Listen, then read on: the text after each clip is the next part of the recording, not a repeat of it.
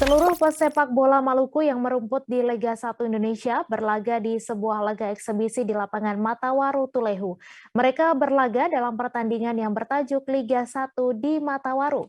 Pertandingan telah dimulai sejak hari kedua Lebaran atau sehari setelah Lebaran. Pertandingan eksebisi usai Idul Fitri ini sudah menjadi kebiasaan masyarakat kampung sepak bola Tulehu sejak 20 tahun terakhir. Untuk informasi selengkapnya akan disampaikan langsung oleh rekan jurnalis Tribun Ambon, Dedi Aziz, yang kini sudah terhubung bersama kami. Silakan, Dedi.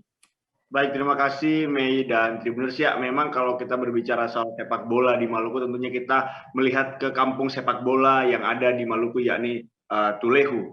Ya, mengenai Idul Fitri Games atau pertandingan untuk para pesepak bola yang merumput di kasta tertinggi sepak bola di tanah air, yakni Liga 1 dan Liga 2, Tulehu selalu menampilkan pertandingan-pertandingan di setiap H+1, maksud kami H+1 Idul Fitri begitu. Nah, ini merupakan satu budaya yang sudah ada sejak 20 tahun lalu, sejak era Imran Nahumaruri yang sekarang menjadi salah satu legenda sepak bola Maluku juga. Nah, pada Idul Fitri Games tahun ini diundang beberapa klub, yakni Maluku FC, kemudian ada juga Alba Hatukau dari Batu Merah, Ambon, kemudian ada juga Latulua FC dari gabungan tim antara negeri atau desa Mamala dan Morela, kemudian juga ada Tulehu All Star yang merupakan tim yang paling ditunggu-tunggu. Nah, tim Tulehu All Star sendiri ini berisikan pemain-pemain mantan pemain timnas yang ada yang merupakan berasal dari Maluku,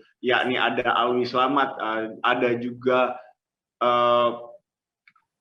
juga pemain-pemain lainnya begitu. Nah, uniknya di Idul Fitri Games tahun ini, yakni ada lelang jersey milik Alvin Tua Salamoni, pemain Maluku yang merumput bersama tim Rans Cilegon FC.